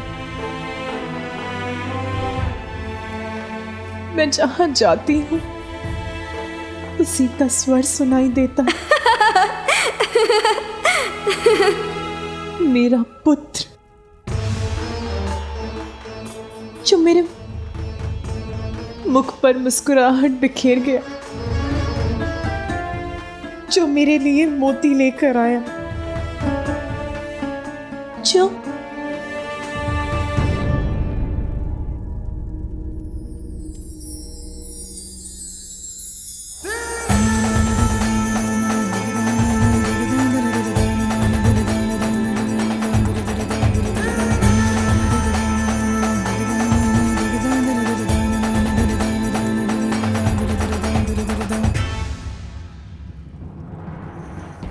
माँ,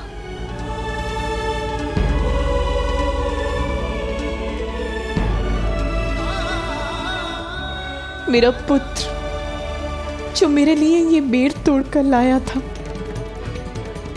अब कौन हंसाएगा मुझे? माँ, कौन बेर तोड़कर लाएगा मेरे लिए? किंतु माँ, मैं तो आपका वही पुत्र हूँ, फिर आप दुखी क्यों हो रही हैं माँ? मैं तो अभी भी आपके मुख पर मुस्कुराहट ला सकता हूँ। मैं वो सब कर सकता हूँ माँ जो मैंने पूर्व में किया था। मैं अभी माँ के लिए पुनः बेर ले आता हूँ और उन्हें प्रसन्न करता हूँ।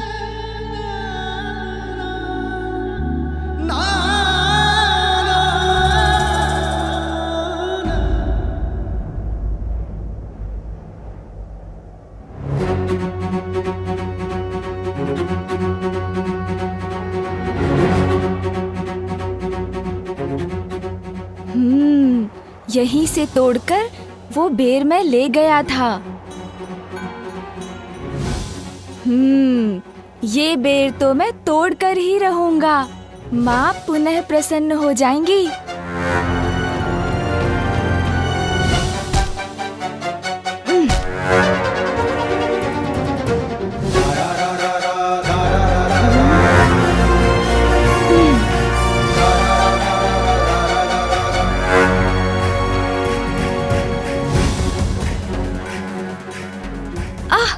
मेरे नवीन कान जी, आप ऐसी तीव्रता से फड़फड़ाएंगे तो मेरा ध्यान भटक जाएगा।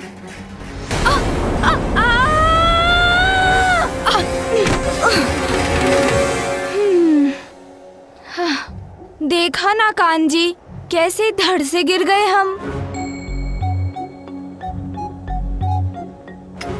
किंतु कुछ भी हो जाए, असफल नहीं होऊंगा। माँ को मनाने के लिए बेर तो अवश्य तोड़कर ले जाऊंगा।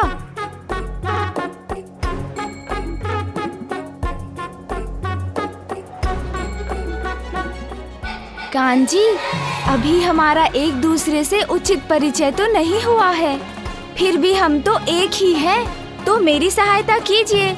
इतना तीव्र मत फड़फड़ाया कीजिए।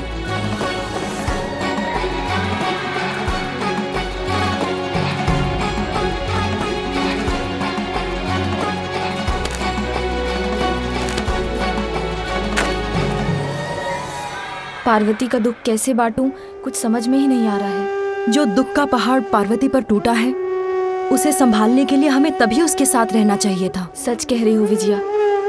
उस बालक को देखकर अपने अशांत मन को शांत करने के लिए हम तो इतनी दूर निकल आई हैं, परंतु हमें अविलंब ही पार्वती के पास पहुंचना होगा।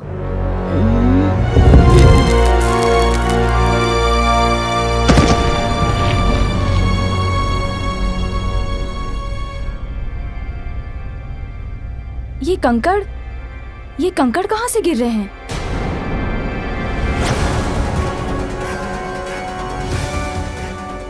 अरे बालक, वहाँ कहाँ चढ़ रहे हो?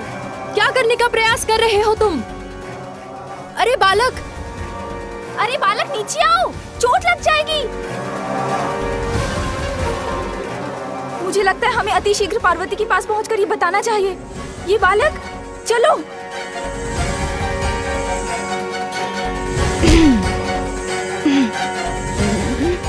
वहाँ तक तो मैं पहुँच कर ही रहूंगा। बेर तोड़कर ले जाऊंगा तो माँ पुनः मुझसे प्रसन्न हो जाएंगी।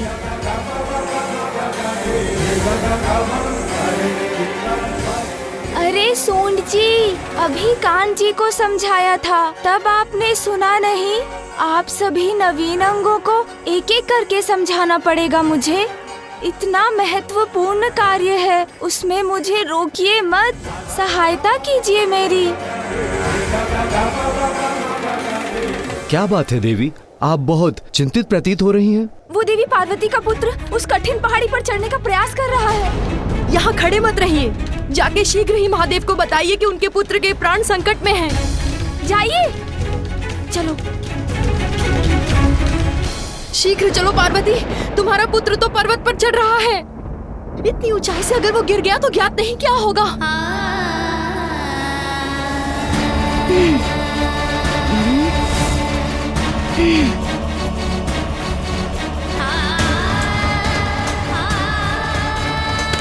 बस अब तो मैं वहां पहुंचने ही वाला हूँ।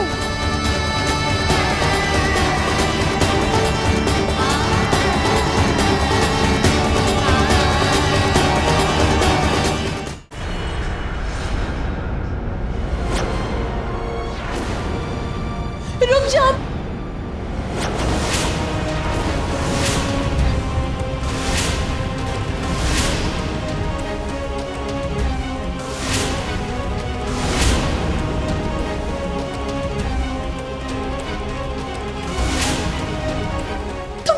क्या कर रहे हो? नीचे उतरो।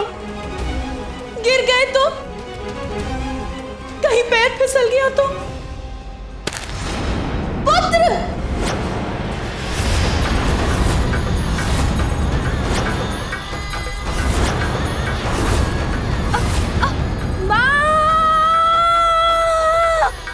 मैं माँ के लिए बेर नहीं तोड़ सका। माँ!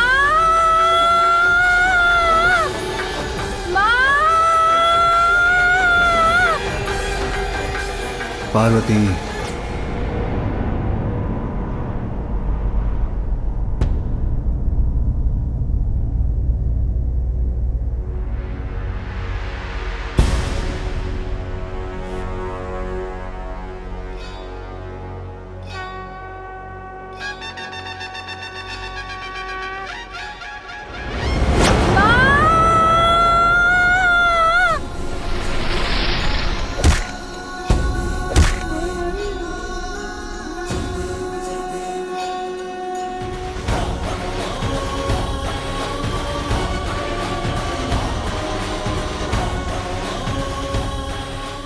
गिरने से तो बच गया, किंतु अभी भी उस पर संकट छाया है।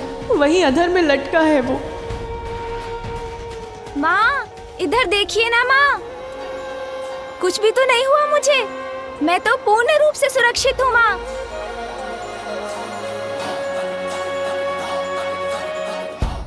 आप तनिक भी चिंता मत कीजिए, मुझे कुछ नहीं होगा। मैं तो आपके साथ रहने आया हूँ माँ, आपसे बिछड़ने के लिए नहीं।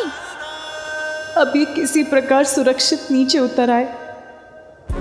अरे वाह सोन जी, मुझे गिरने से तो बचा लिया आपने, किंतु अब माँ देख रही हैं, इसलिए अभी मुझे शीघ्रता से अपना कार्य पूर्ण करना होगा।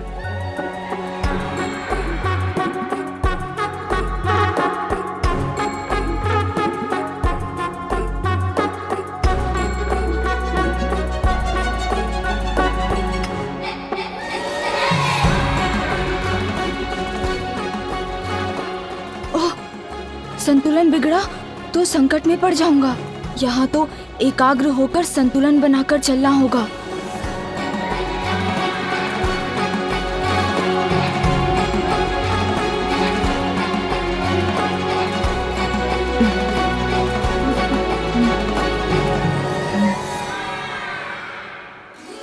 लो, यहाँ तक तो पहुँच गया। अब एक बार पुनः ऊपर जाता हूँ।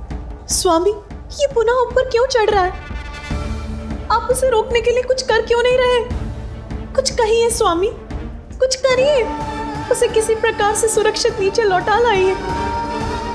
महादेव, देवी पार्वती अपने पुत्र को लेकर चिंतित है और उसकी रक्षा की गुहार लगा रही है, इसलिए आप इस तरह शांत ना रहिए।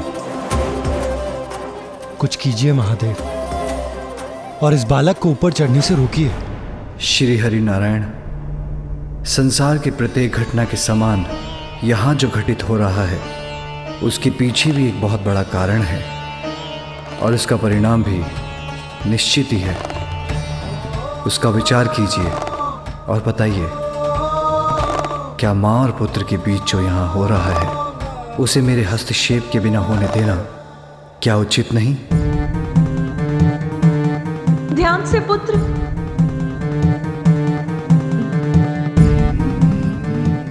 उचित है महादेव, उचित है। माता को अतीत के मोह से बाहर निकालकर वर्तमान का सामना कराने के लिए यदि कोई समर्थ है तो वो है ये बालक। इसलिए आप जो कर रहे हैं वो उपयुक्त है।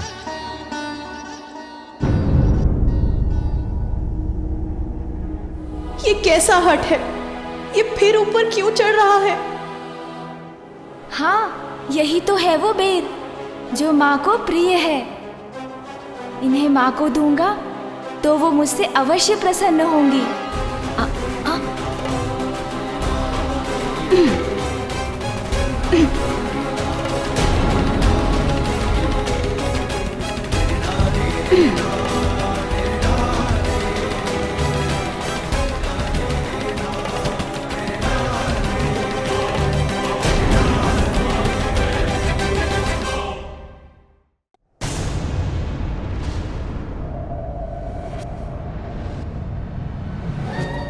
हाँ, यही तो है वो बेर जो माँ को प्रिय है।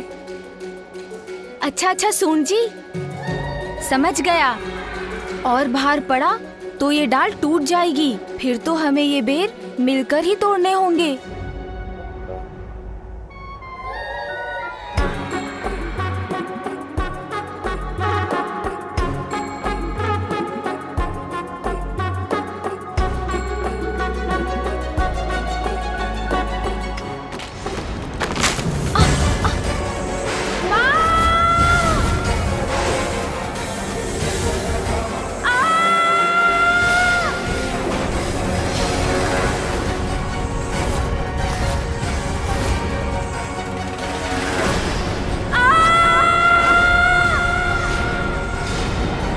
अपनी देह को सीधा कर लेता हूँ, फिर इसके ऊपर चढ़कर नीचे जाने में तो बहुत आनंद आएगा। आहा, इस डाल को वाहन बनाकर तो बहुत आनंद आ रहा है मुझे।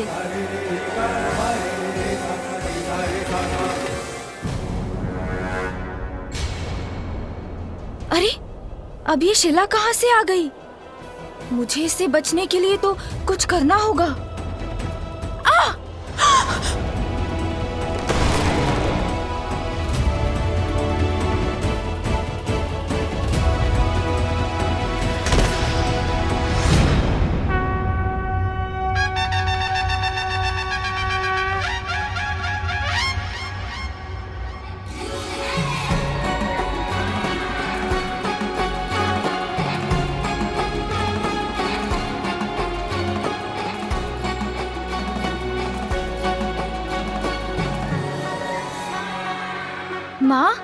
माँ देखिए मुझे, मैं लौट आया और तनिक भी आहत नहीं हुआ मैं।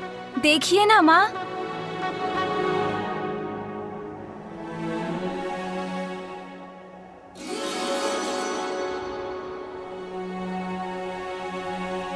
ये क्या करने का प्रयास कर रहे थे तुम? अपने आप को ऐसे संकट में क्यों डाला तुमने? तुम इस संकट में देखकर कितनी दुखी थी मैं, ये जानते भी हो तुम? क्यों बार बार ऐसी पीड़ा देते हो मुझे? बताओ मुझे, उत्तर दो। इतनी ऊंचाई से नीचे गिर के तुम्हें कुछ हो जाता तो कितना कष्ट होता मुझे। इसका एक बार भी विचार किया तुमने?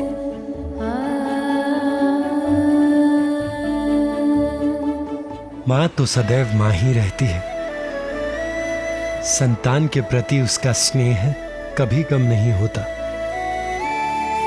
देवी पार्वती को अभी आभास नहीं है, किंतु उनका पुत्र प्रेम अधिक समय तक छिपा नहीं रह सकेगा।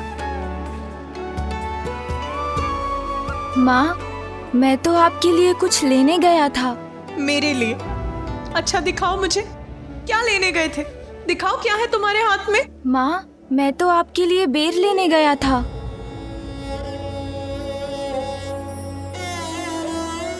आपको बेर प्रिय है ना माँ?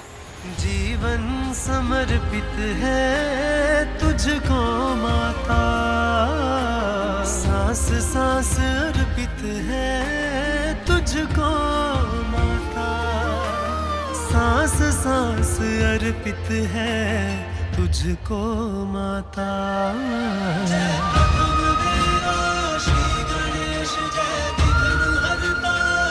ये लीजिए बेर माँ। माँ, मैं तो आपका वही पुत्र हूँ। मैं आपके लिए कभी भी बेर तोड़कर ला सकता हूँ, आपकी सेवा कर सकता हूँ माँ।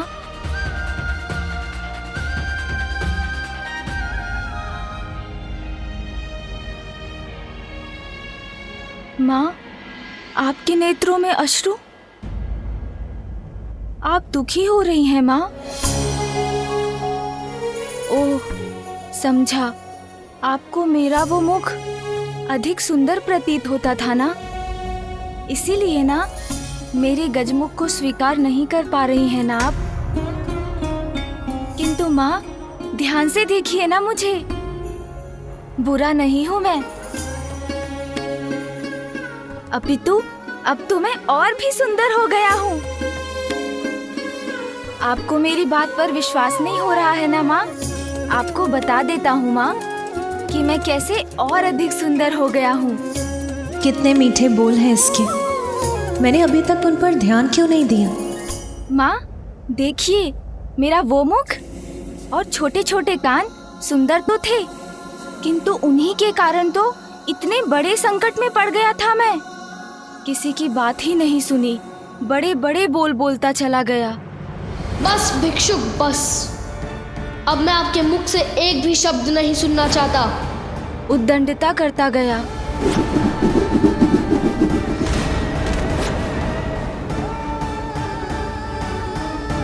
और पिताश्री को वो मेरा अहंकार से भरा शीश नष्ट करना पड़ा।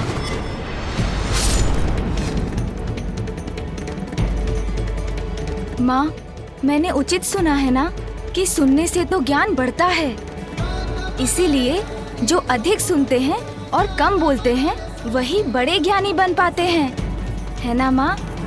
अब मेरे इन बड़े कानों से तो मैं सब कुछ सुन सकता हूँ, इसलिए मैं भी बहुत बड़ा ज्ञानी बन जाऊंगा ना माँ। तो माँ, मेरे ये बड़े बड़े कान ज्ञान के ही प्रतीक है ना? मेरे मुख पर तो वैसे ही सूंड रूपी ताला पड़ गया है, जो मुझे कम बोलने के लिए प्रेरित करता है। इसलिए मैं अब आवश्यकता से अधिक बोल ही नहीं सकता। अरे, इतनी अल्पायु में ही ये तो इतना बड़ा ज्ञानी बन गया, कैसी बुद्धिमानी की बातें कर रहा है। और हाँ माँ, मेरे ये नेत्र तो बड़े ही अद्भुत हैं। इनसे मैं सब कुछ बड़ी सूक्ष्मता से देख पाता हूँ, इसलिए अब मेरे लिए सत्य और असत्य का भेद करना बहुत ही सरल हो गया है।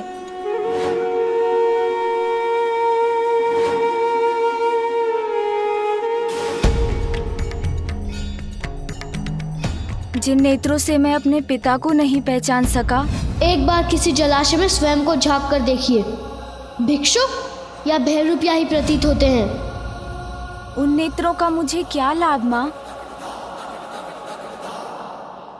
किंतु अब इन नेत्रों से जो दृष्टि मुझे प्राप्त हुई है, उसके कारण भविष्य में मुझसे कभी भूल नहीं होगी। इसलिए मेरे लिए तो ये नेत्र अत्यंत सुंदर हैं, है ना माँ?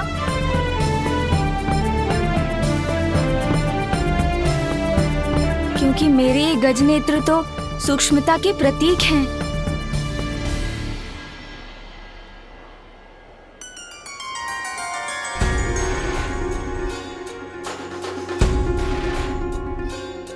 हाँ हाँ सूंड जी, इतनी अधीरता मत दिखाइए। मैं तो माँ को आपके ही बारे में बताने वाला हूँ, इसलिए धैर्य रखिए, चिंता मत कीजिए।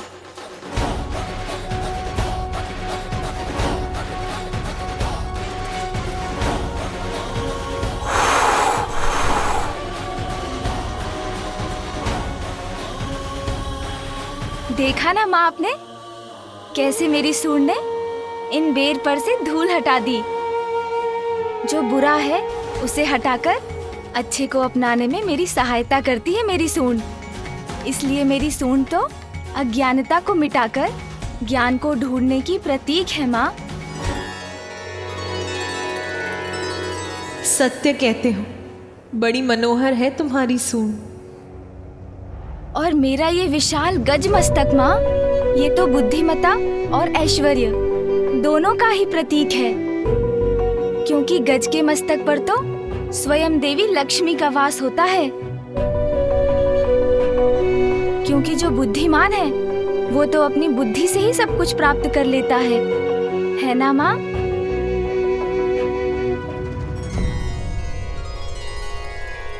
यदि मेरा ये मस्तक पूर्व में भी होता तो माँ, मैं किसी से युद्ध नहीं करता।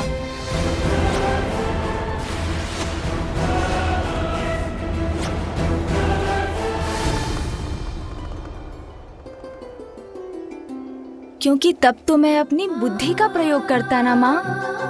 अब देखिएगा, इस मस्तक के कारण कभी आपके पुत्र का कोई अहित नहीं होगा।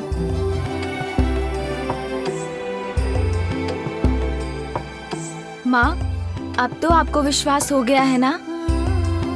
मैं तो और भी अधिक अच्छा और सुंदर हो गया हूँ, है ना माँ?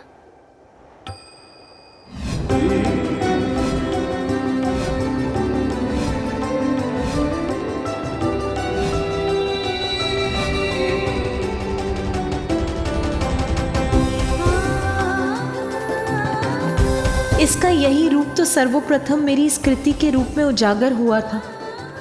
मैं ऐसे फिर भी नकार रही थी। इतनी निष्ठुर कैसे हो गई मैं? वो प्रकाश जो आपके चित्र से निकला, वो आपकी इच्छाओं का ही साकार रूप था। आपकी कामना ने आकार लेकर आपको अपना आभास कराया है।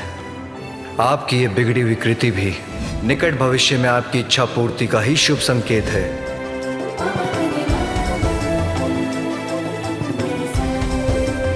प्रत्येक बड़ी घटना के पीछे एक बड़ा कारण होता है पार्वती। तुम्हारे पुत्र ने तुम्हारी कृति के माध्यम से तुम्हें अपने आगमन का संकेत पूर्व में ही दे दिया था पार्वती। हाँ स्वामी, आप उचित कहते हैं। मैंने ही इसे पहचानने में देर कर दी।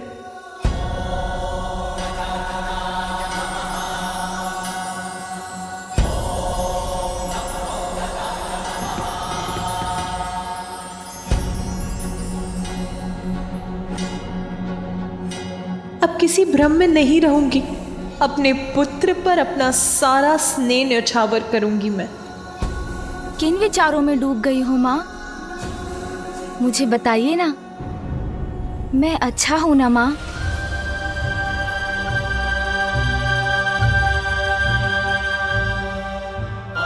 इस संपूर्ण संसार में तुमसे अच्छा और तुमसे सुंदर कोई नहीं है पुत्र।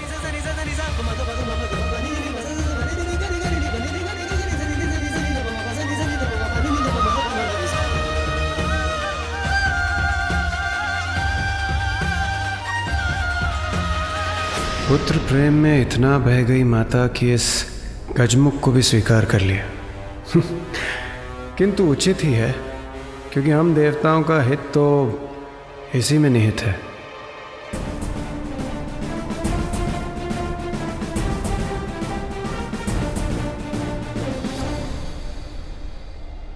पुत्र, अब मैं तुम्हें कभी अपनी आंचल की छांव से दूर नहीं जाने दूंगी।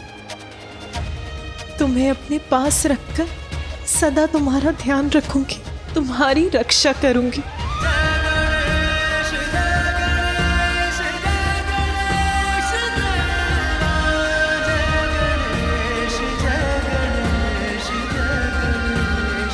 पुत्र, आज तुम्हारे ही कारण तुम्हारी माता पुनः प्रसन्न हुई हैं। तुम्हारे ही कारण उनके क्रोध से हमारी और संपूर्ण सृष्टि की रक्षा हुई है। तुम्हारे जन्म से सृष्टि में अनेकों जीवन रक्षित हुए हैं। तुम्हारे जन्म से संसार का अमंगल दूर हुआ है। सभी जीवों के लिए मंगलमयी है तुम्हारा जन्म पुत्र। इसीलिए मैं ब्रह्मा तुम्हें वरदान देता हूं कि आज से तुम मंगल मूर्ति के नाम से जाने जाओगे। स्वामी श्री मंगल मूर्ति जन जन पूजे होती कामना पूर्ति विघ्नहरण सुखदायक देव गणराया वांछित फल पाया जो चरणों में आया। जय देव जय देव। परम पिता ब्रह्मा आशीष जो दिए मंगल मूर्ति श्री गजानन हुए। जगमग प्रकाश प्रति ओर हो गया, उल्लासित प्रत्येक छोर हो गया।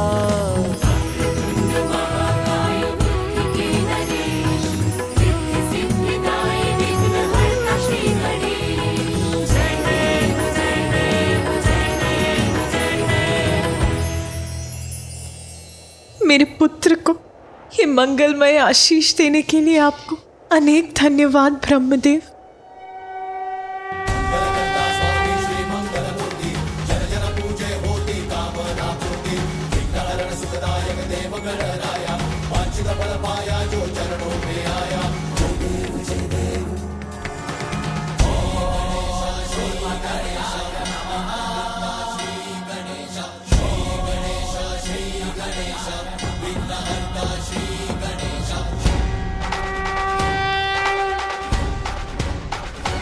आशा है अब सब मंगल होगा, कोई संकट उत्पन्न नहीं होगा।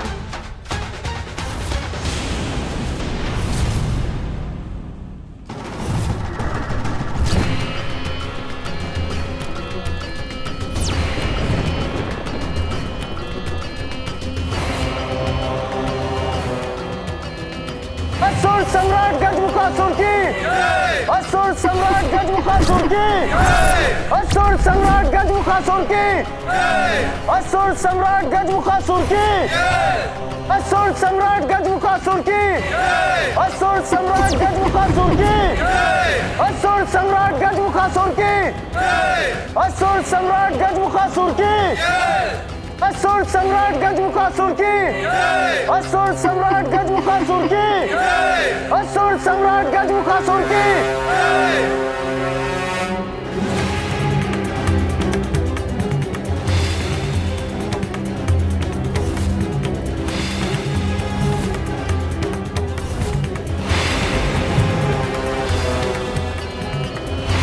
असुर सम्राट गजमुखासुर की, असुर सम्राट गजमुखासुर की, असुर सम्राट गजमुखासुर की, असुर सम्राट गजमुखासुर की। सर्वत्र हो असुर साम्राज्य का विस्तार, चहुं दिशाओं में अशुभ ही अशुभ हो, छा जाए अशुभ का अंधकार, देवताओं का विनाश हो। यह है मेरा संकल्प।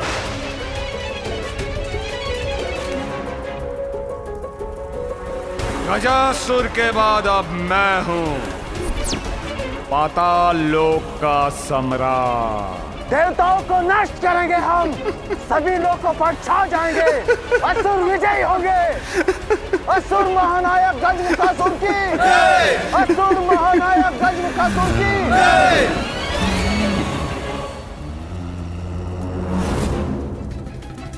सेनापति, क्या हमारी असुर सेना देवलोक पर आक्रमण करने के लिए तैयार है?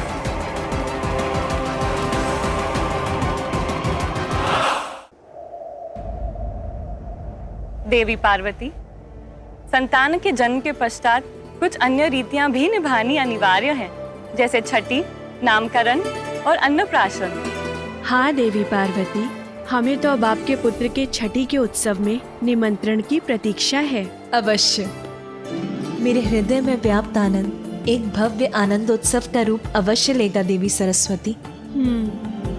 शीघ्र ही उचित समय पर मेरे पुत्र का छठी और नामकरण संस्कार अवश्य किया जाएगा। और मैं यहाँ उपस्थित सभी देवताओं को भी इस उत्सव में भाग लेने का निमंत्रण देती हूँ। ये कैसी दुविधा है। माता पार्वती के आदेश का उल्लंघन नहीं कर सकता, इसलिए मुझे इस गजमुख के जन्म के उत्सव पर आना ही होगा। नंदी एवं अन्य गण, कृपया सभी यक्ष गण, किन्नर, गंधर्व आदि तक भी ये सूचना पहुंचा दीजिए। उन्हें भी इस महोत्सव में भाग लेने अवश्य आना है। जो आज्ञा माता।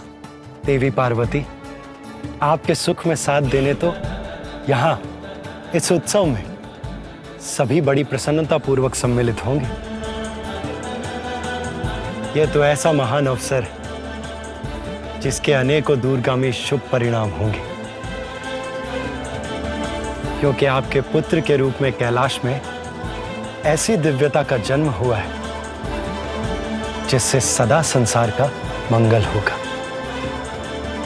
मैं तुम्हें अपार स्नेह दूंगी पुत्र, किसी संकट का साया तुम पर नहीं पड़ने दूंगी। असुर सम्राट गजमुखासुर, देखिए मुझे और देखिए हमारी सेना का उत्साह। असुर सम्राट गजमुखासुर, आपके नेतृत्व में हमारी असुर सेना कहीं भी आक्रमण करने के लिए तैयार है, क्योंकि इससे अधिक तैयारी की भला हमें क्या आवश्यकता।